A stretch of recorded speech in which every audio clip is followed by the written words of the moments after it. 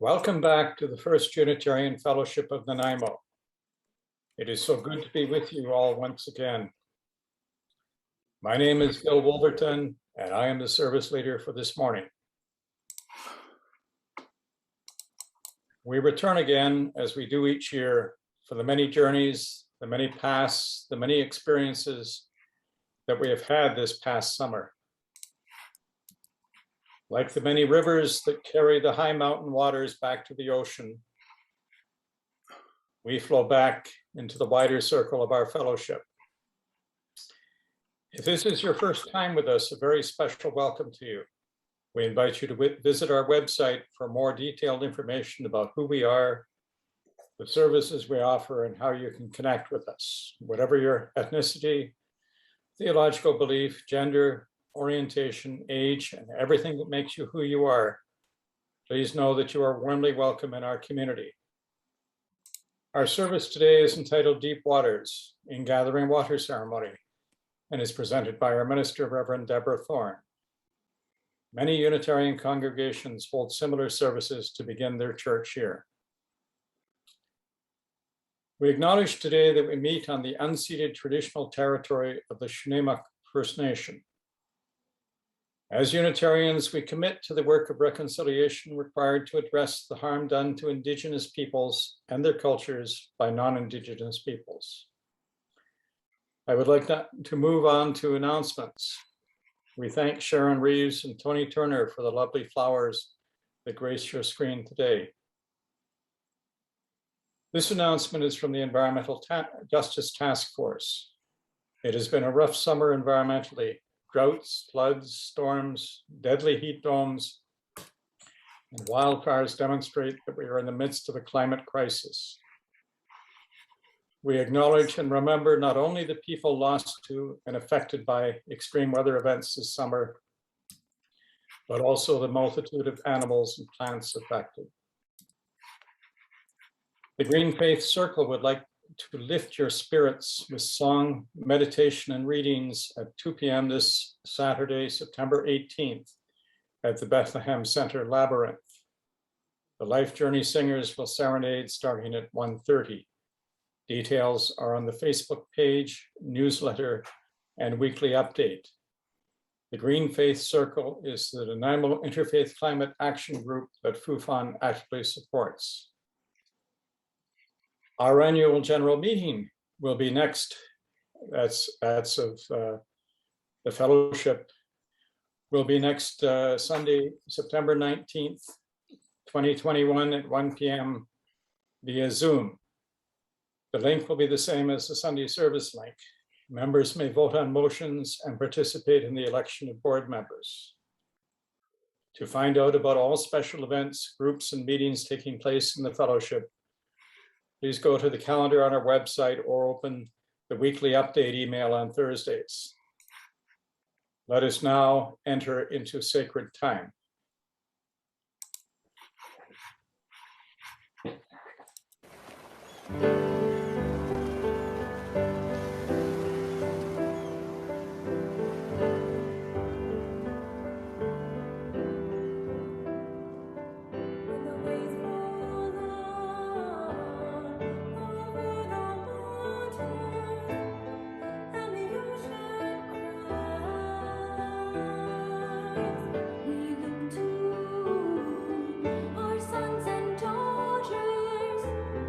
To explain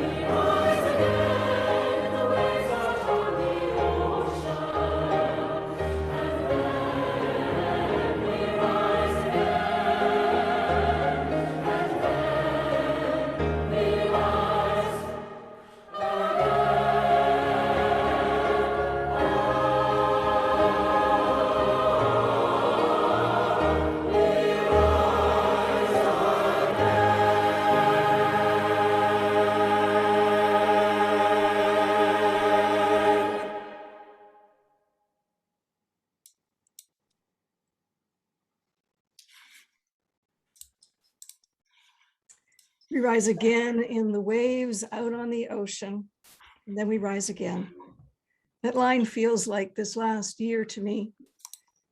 We rise again in the waves out in the ocean, and then we rise again. Feels to me like we have flowed with the changing waves of the pandemic, like that. We meet each new piece of information, and then in the next wave, it's different information. We look forward to something, to a chance to see family or go out to a restaurant or a movie, and then something happens and we can't. We keep thinking we're heading to the end of it, and then we aren't. And so we rose again in the wave of each new plan, seeing a new hope. The summer has literally been a heat wave, one hot wave after another.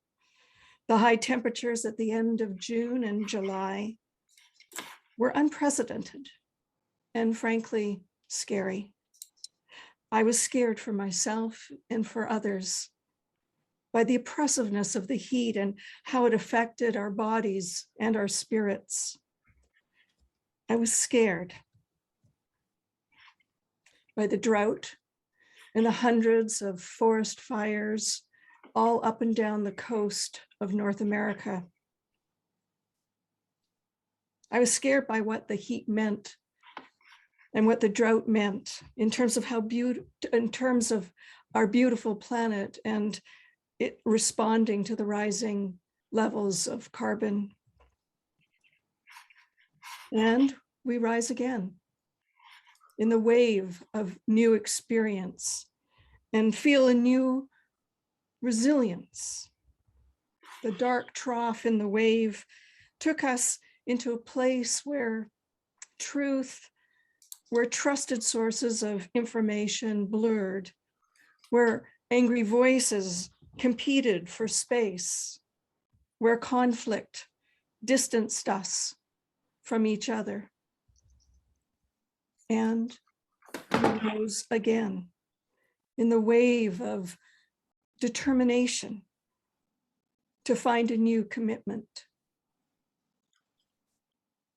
And the river of loss and grief touched many of us this summer and this past year, even today. It may be the loss of a job or health, friends, a family pet, or a beloved family member. And yet, we rise again in the wave of loving, in the wave of living, and we find new wisdom. We rise again and again and again. This is what we do. We flow up and down with the changes. We cry and shudder and catch the next wave. And sometimes we can see from the top of the wave a new shore, perhaps our friends waving to us, or a lifeboat. Today, we see each other, the many faces of our beloved community smiling back at us. So let us mark this gift.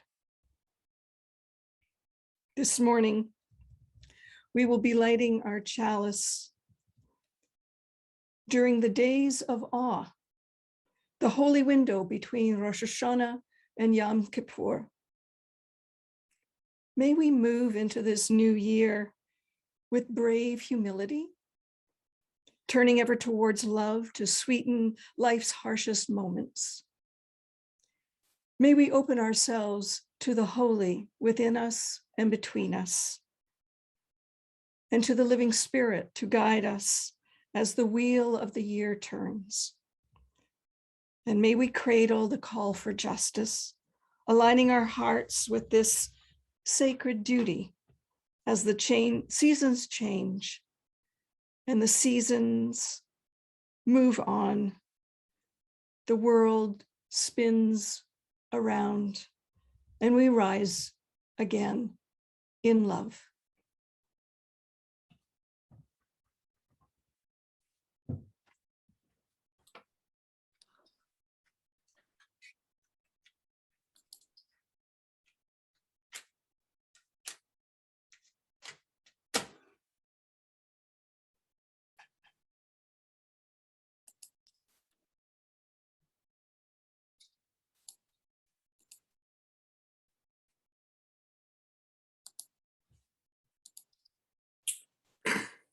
we light our chalice flame for the strength of community, the power of connection, the resilience of spirit, and the light of love.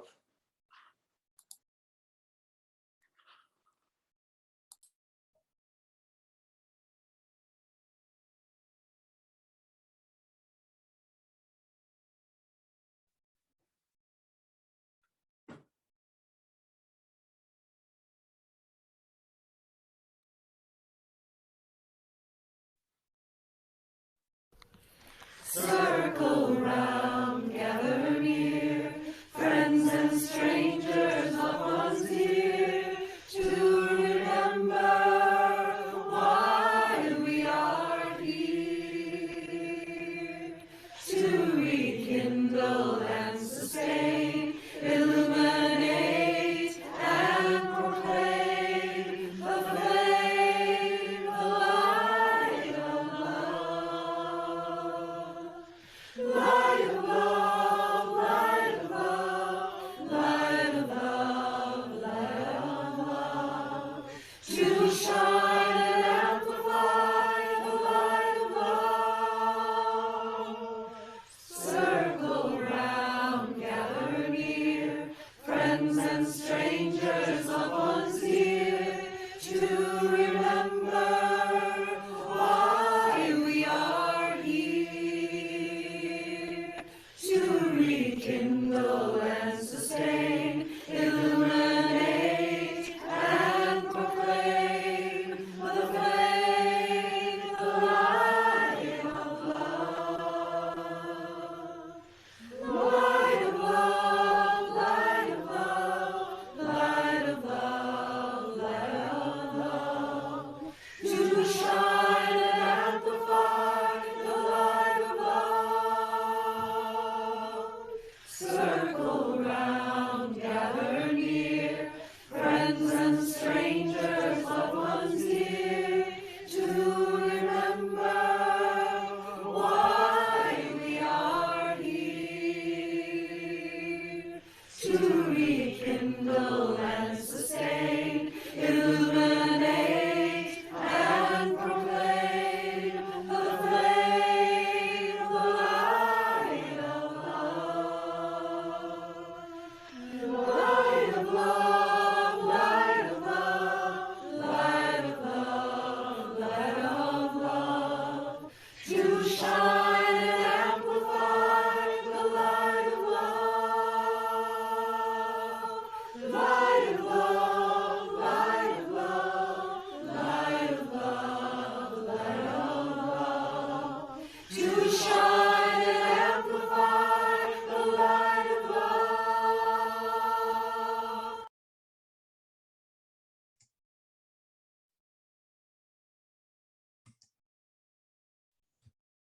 Thank you, Debbie. What a beautifully read story you did. It's a good lesson there for how we can treat each other. I'm wondering if we had done some of the things that the rain gods suggested, we might have had more rain this summer. I'd like to invite you into our meditation poem this morning by Clarissa Piccola Estes. It's called The Rainmaker. You could be the water. Tony, could you bring up the meditation reading, please?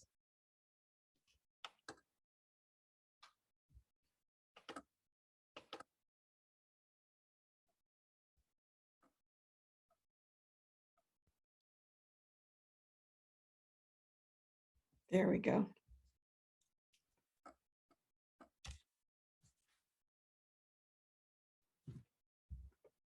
By the scent of water alone, the withered vine comes back to life. And thus, wherever the land is dry and hard, you could be the water. Or you could be the iron blade disking the earth open.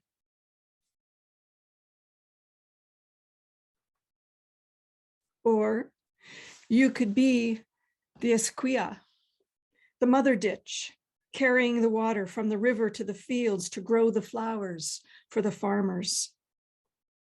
Or you could be the honest engineer mapping the dams that must be taken down, and those dams which could remain to serve the venerable all instead of only the very few.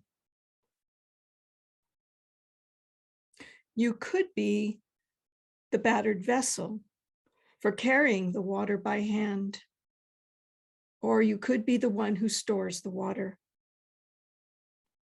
You could be the one who protects the water, or the one who blesses it, or the one who pours it. Or you could be the tired ground that receives it. Or you could be the scorched seed that drinks it. Or you could be the vine, green growing over land in all your wild audacity.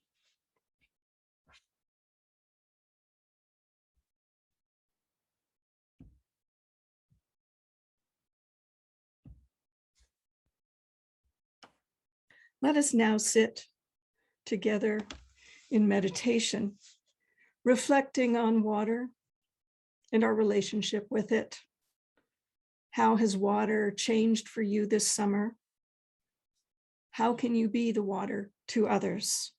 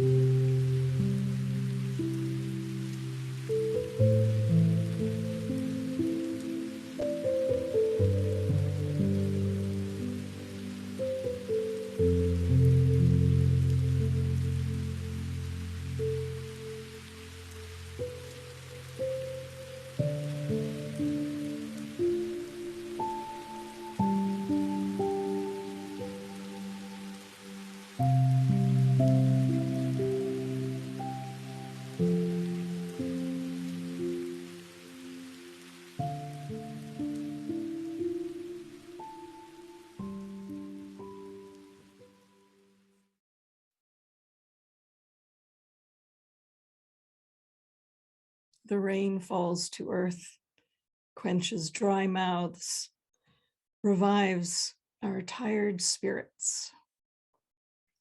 Water takes many shapes as a metaphor. It can be shape-shifted into so many different meanings. Waves of life and rivers of life can be the metaphor for our life's journey. Ocean as the totality of all life, or in Jungian terms, the sea or the ocean is a metaphor for all that is known and unknown. The surface is what we see and know of ourselves, what we are consciously aware of. The depths of the ocean is the unconscious, the part of our wholeness that waits just below the thoughts that we have. Jung writes, the ocean is the favorite symbol for the unconsciousness, the mother of all that lives. Our potential self-knowledge waits in the deep waters. My experience is that we are each evolving, each of us learning and growing in our self-awareness. We are continually bringing to the surface little bits of new awareness to be understood and to be grown into. The deep ocean can also be a metaphor for times in our lives that are difficult, that are challenging. It can represent the times when our lives take us into the depths, times that can be stimulating, rich in life experience, or maybe even a little over our heads, times that can be overwhelming in experience, when we're far from the solidity of ground. I'm thinking of many of you actually right now at the fellowship that are going through times like this, living in uncharted territory, uncharted waters. A time when you, I think, are gifted with an incredibly powerful, meaningful, and intense human experience. I think living in these times are holy. The deep times truly can be holy. Each breath taken with heart and mind and spirit are co-mingling. Maybe not understood, but that's not needed at the moment. They simply need to be lived. The deep waters are also experienced communally. I think our whole society is in the deep waters right now. We are immersed in a powerful, absorbing, challenging time, a time that we do not and cannot fully understand because of its immersive experience. We must live it to the best of our ability and with as much self-awareness as we have available. But we won't understand it until we are beyond it, before we have some perspective. So take comfort. In the great teaching stories of the Hebrew scriptures and the New Testament, the Buddhist Sutra, the Hindu Vedas, the Islamic Quran, we are given clues to navigate the deep waters, clues and comfort for this difficult, sometimes human journey. In the Hebrew scripture, Isaiah says, when you go through the deep waters, I will be with you. In the Quran, it is written, don't doubt, in the remembrance of Allah, there is comfort. For those of you who have felt and known the Spirit of God move through your life, those words remind you that in the times when you are in the deep waters, God is there with you, your strength and your companion. Rebecca Ann Parker, one of our preeminent Unitarian Universalist theologians, writes, there is a universal love that has never broken faith with us and never will. A universal love that is always there for us, always there for us to lean into, to trust, even when our hearts are broken, even when we are afraid. That universal love is all around us, even in and especially when we are in those deep waters. Take comfort then, real comfort. When your life takes you into the deep waters, you're not alone. There are others nearby, people in this community, and there is spirit, and there is universal love. Love is beside you.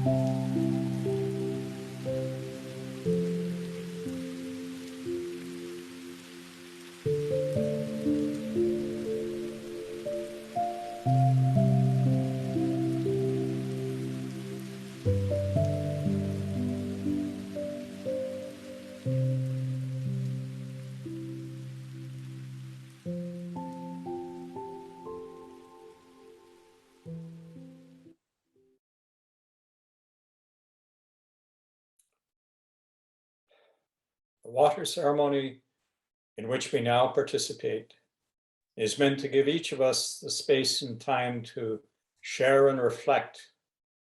This is how we flow back together. By seeing and hearing from you, we reconnect. Together we reform into the caring and committed community.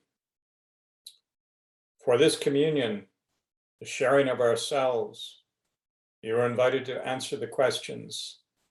How do the waters of this earth bring you joy or concern? What does the deep water mean to you? Deborah will lead us into the water ceremony with a reading by Reverend Jessica Rodella.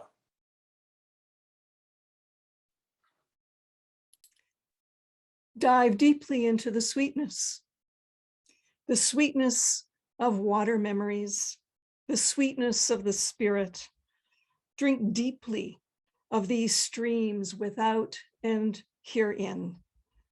Whether the moon guided water of the tides or the jet pushed water in the hot tub, whether the tap water in the half filled glass or the rainwater tapping on the glass of the window pane, whether the water fueling the cells of this, my body, your body, and our collective body of humanity, or the water of the spirit filling my senses, filling my dreams with streams of inspiration. Water, all this precious substance, pure and clear, taking on the hues of its experience, culling from the soil and sand its own peculiar creature comforts, formless and timeless, curling itself around any vessel, shapeshifter, girdling the earth, mother and father of all, cradle of creation. Our memories are as of water, filling and fulfilling, beckoning and becoming. May this communion, this annual confluence of our experiences, serve as a symbol of our commitment as a congregation, to learn together and to laugh together, to pray together and to play together. Dive in deep. The water is sweet. Come, drink in this sea of a congregation. Come, drink in this ocean of compassion and commitment. May it be so.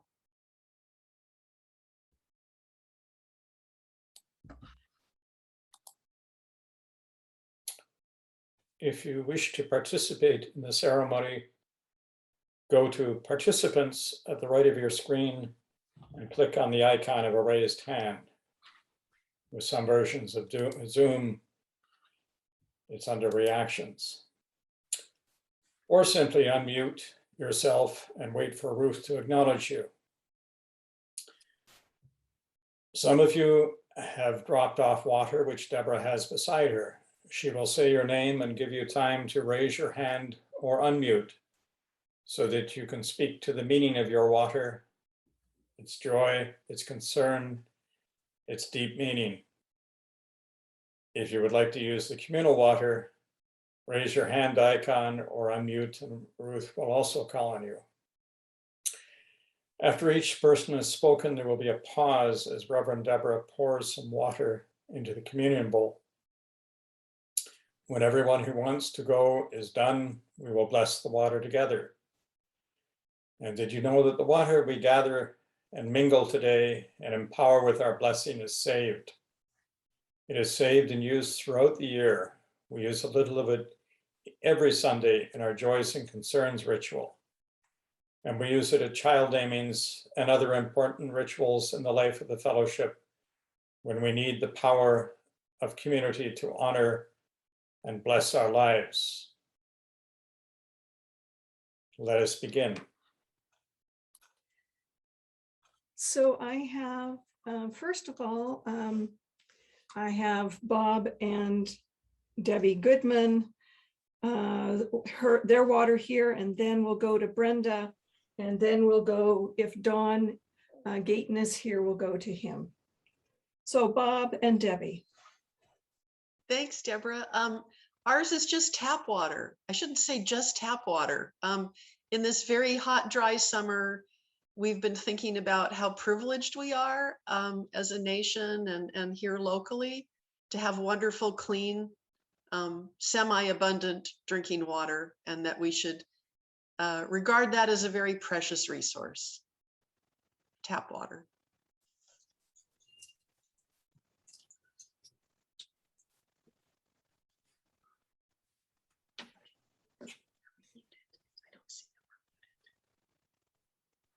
Brenda.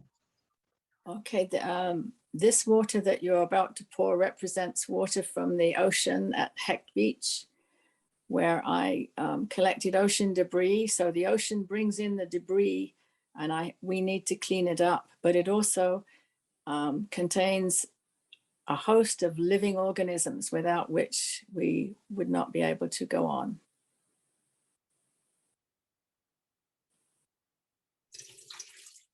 Thank you.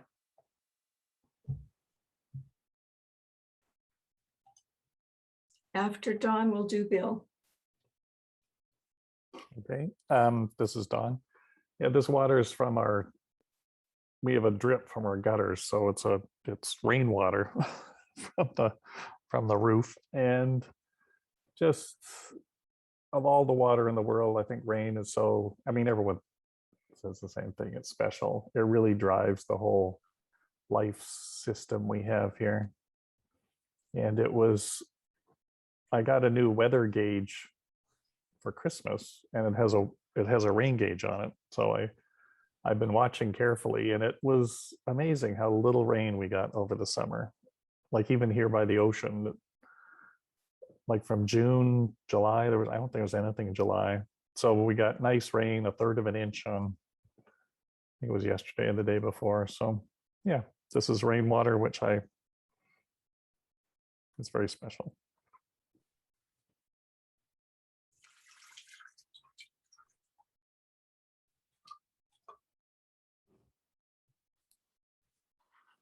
After Bill, I see Anita up. Okay, this water is from the pond at Pacific Gardens. It largely dries up during the summer, but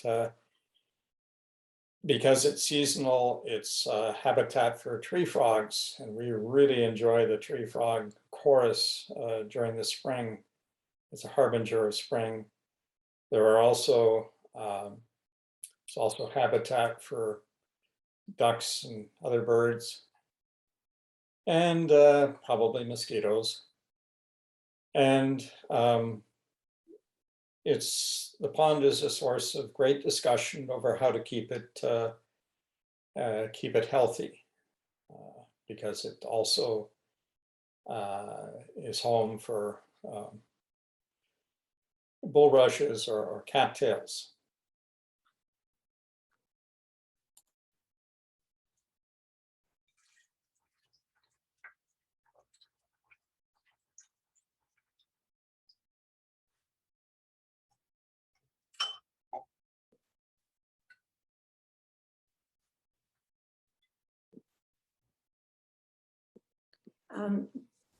This is appreciation for the wonderful, welcome soaking rains we had 2 times over the past week. And also the awareness of what climate change is doing to our rainforest vegetation. We actually lost a pine tree over the summer, and there's other vegetation that's under threat. But the rains were so wonderful. You could just feel life out there soaking it up.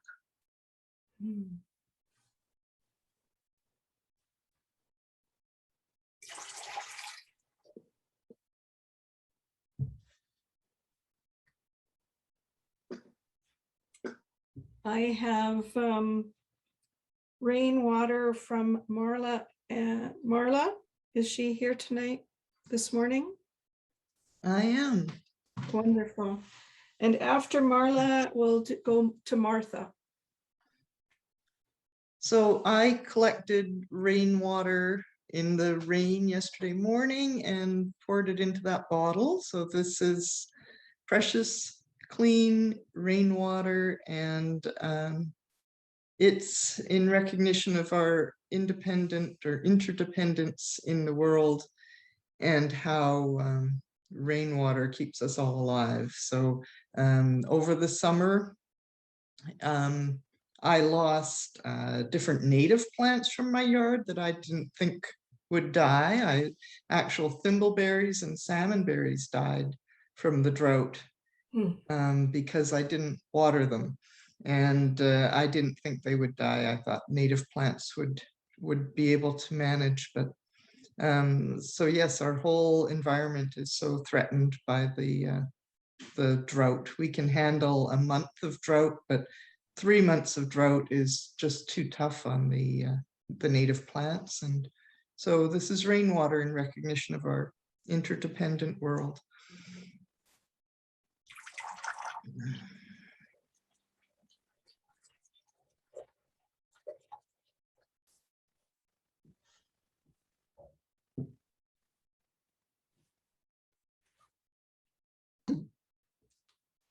Is Martha there? Yes. Can you hear me? I can. Go ahead. This water is symbolic of all the nurturing I've received from members of our fellowship, from family members, and even people I hardly knew. It's meant a great deal for me these past few months. And you too, Deborah. You've been very helpful to me.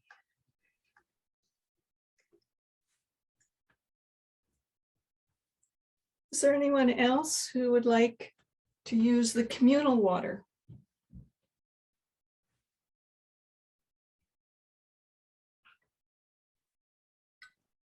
Ilsa, I saw that you were unmuted, so I've spotlit you. Well, thank you. Yes, I was unmuted, and I just have a short thought.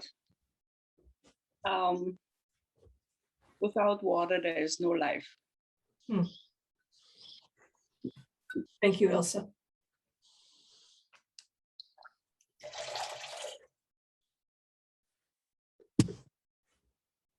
Do you see anyone else, Ruth?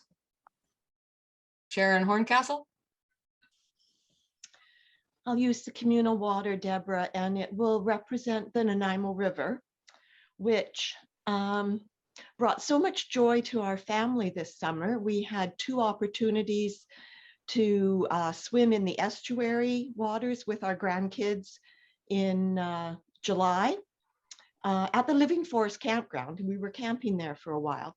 And then later on in August, we had an opportunity to go to Friend's Place up the river off of White Rapids Road and swim in the river where our 2 grandsons were life jackets on way over their head. And so the water brought a lot of joy to me that our family was able to enjoy time in this summer, recreation, new experiences, overcoming fear of being in water over your head for some of the little ones. And on the flip side of that, I was aware from speaking to friends that lived on the river that the river was very low this year, and there were areas where the river was so low, people in their canoes had to do a little bit of portage in certain areas. So, you know, that is the climate change that was rearing its head. And that, yeah, we really need to work hard to work on our climate and be more aware of. The other thing that the Nanaimo River did in August, Jim and I went to with friends and did some blackberry picking along the river. And those blackberries were much larger and juicier than blackberries that we had picked that weren't on the riverside. And so blackberries and all our food growth needs fresh water. Mm-hmm. And thanks to the Nanaimo River that we live so close.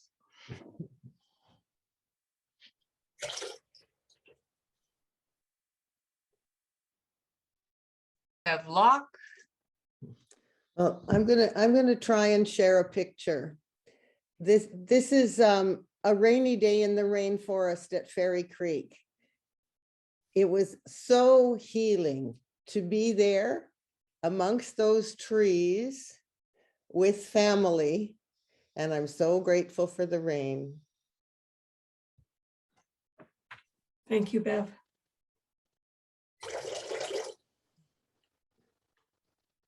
Joan. Hi. Yeah, I'll use the communal water, please.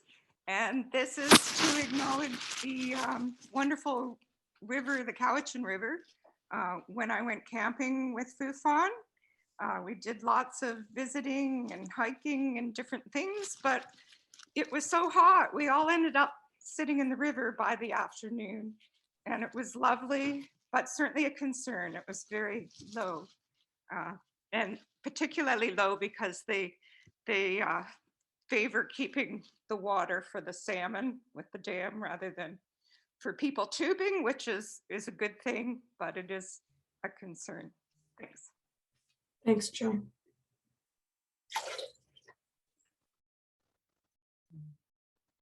Mary. First of all, I want to express a small wonder that I experienced on a bus tour recently with Janie's Got a Bus. After the tour that we did of the Malahat Skywalk, she took us to back roads, and there was something special she wanted us to see. And the location was the Cowichan River estuary. And she stopped the bus and we got out and looked, and look over there, she said, you could see many, many, many beautiful swan floating on the estuary waters. And thanks to the estuary for giving these lovely, lovely folks at home. It was a wonderful experience. And I also want to give appreciation for the information, Bill, you gave about the communal water, how it's kept and used for our different rites through the year, which is a representation of our connection and our togetherness on this Sunday morning. So thank you for telling us that, especially to people who did not know. Lovely, lovely service. Thank you, everybody.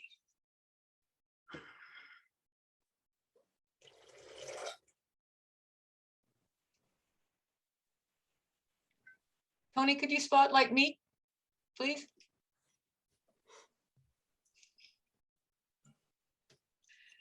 This is water that Deborah's about to put in that came through a drip irrigation system that I put in this year. I've had this approach avoidance for a couple of years, wanting to put that in, but feeling kind of overwhelmed by the tech. And I overcame my my avoidance this summer and got the system in. And the system has looked after my garden without me having to do any additional watering. And I am led to understand that a drip irrigation system also saves water. So it seems particularly good to have done this in a summer where we were facing so much drought here. So I've still got lots of vegetables that came via this drip irrigation system and the assistance that it gave. So thank you.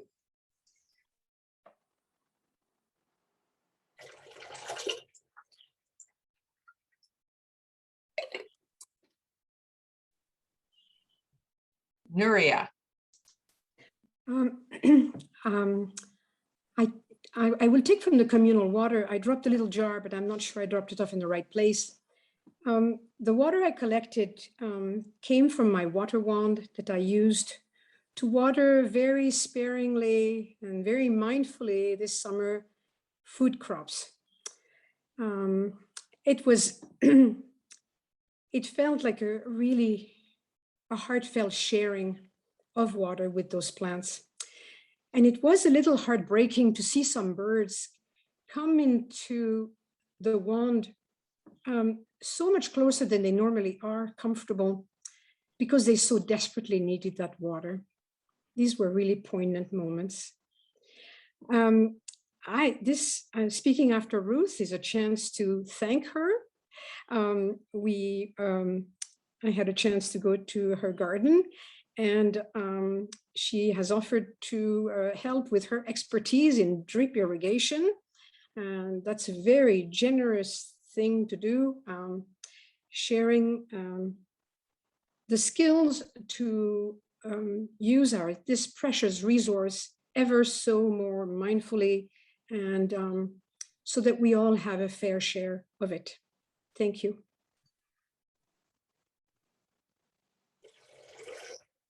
I will look, Nuria, for where the water that you dropped off is, and I will add it after the service to this.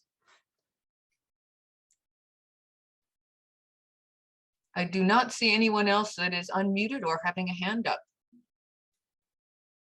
Okay, thank you very much, Ruth. Just going to bring up my blessing words here. There we go. So let us bless this water together. Please be sure that you are on mute at this point, because after each of the blessings, I'm going to invite you and Bill to say together, this water is sacred.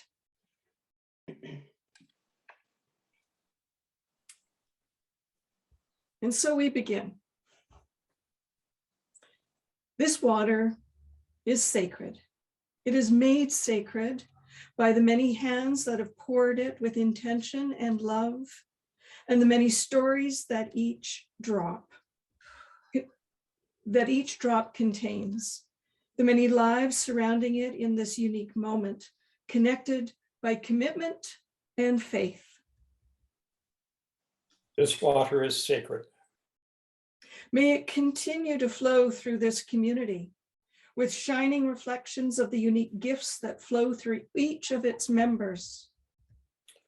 This water is sacred. May it continue to nurture this community with sustaining hope that we journey together through the ripples of growth and change. This water is sacred. May it continue to bless this community with loving reminders of our collective responsibility to one another and the world. This water is sacred. May its ripples be a reminder that the changes and growth within this community bring movement and transformation into the world beyond our doors. Oops. This water is sacred.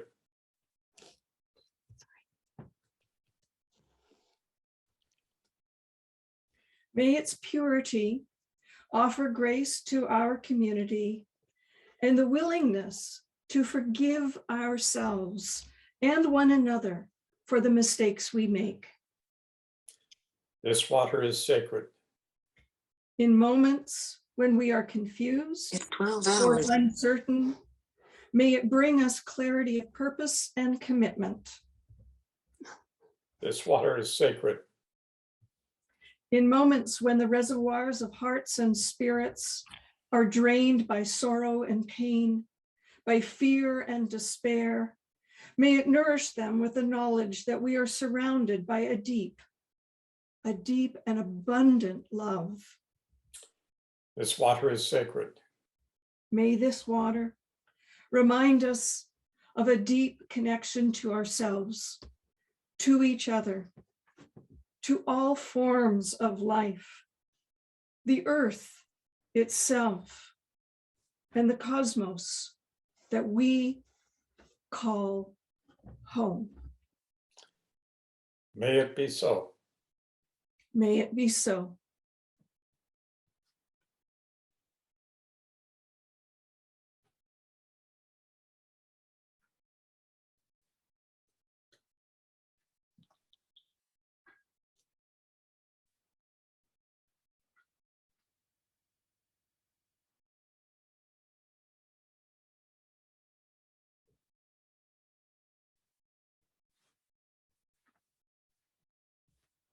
We're waiting to hear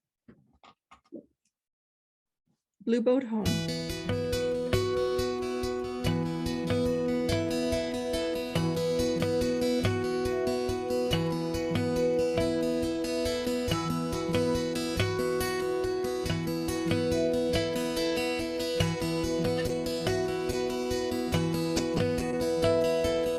Low below me, I feel no motion, standing on these mountains and plains, far away from the rolling ocean.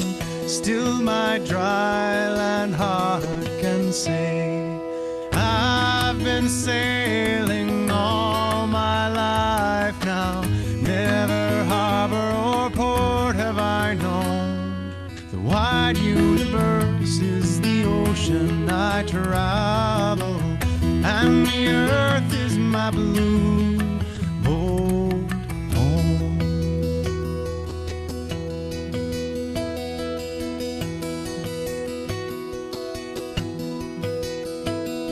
Sun, my sail, and moon, my rudder, as I ply the starry sea, leaning over the edge in wonder, casting questions into the deep, drifting here with my ship's companions, all we kindred pilgrim souls, making our way by the lights of the heavens in our beautiful blue boat home.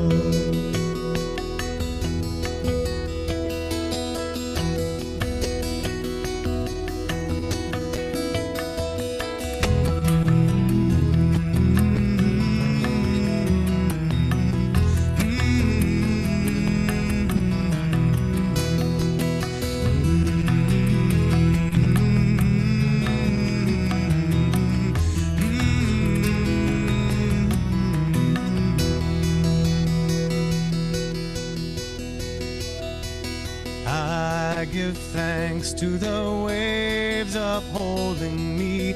Hail the great winds urging me on. Greet the infinite sea before me.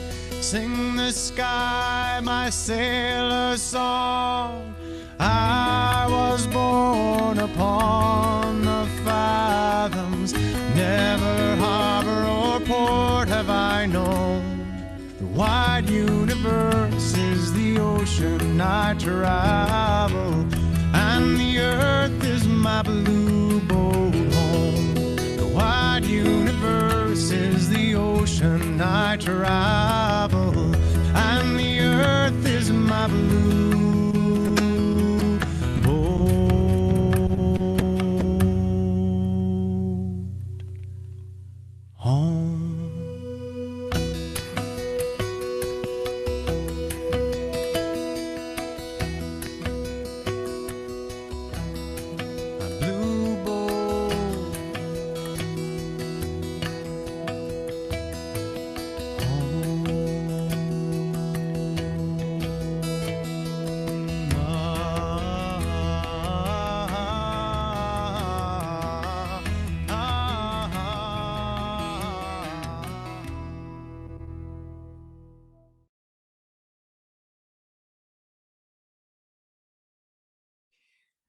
Love to see some of us swaying and singing to that music. We welcome your donations and pledges in two different ways. First, we have set up the Unitarian Fellowship bank account to automatically deposit e-transfers sent to info@ufon.ca. Secondly, you can write a check and pop it in the mail. Our charity for September through November is the Unitarian Shelter. If you would like to donate to the designated charity, please note that on your e-transfer or check. We are grateful for your offering.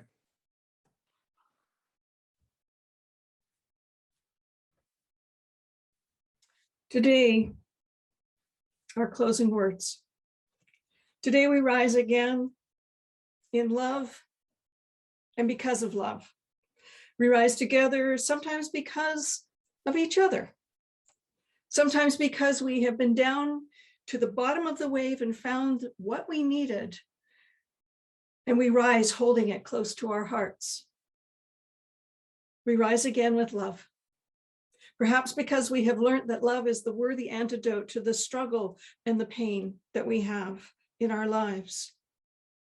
We rise again in love because love beckons and asks us to partner with it, to dance along the tops of the waves with us in a joyful abandon. We rise again in love because we have chosen to do so. It is our right. It is our destiny because it is the worthiest of mysteries. Blessed be.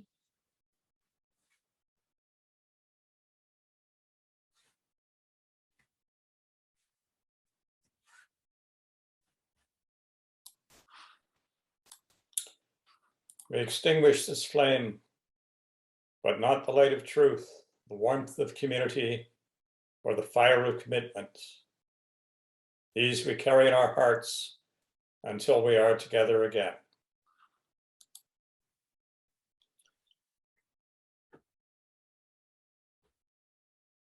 We now invite everyone to go to gallery view and sing together our final song, Carry the Flame.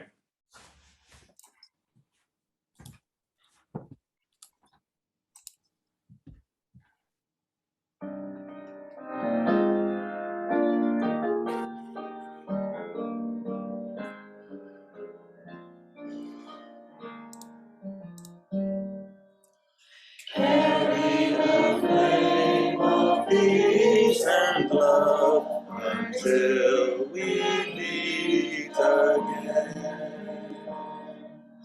Carry the flame of peace and love until we meet again. Then we shall see a world of light and a world of joy. Carry the flame of peace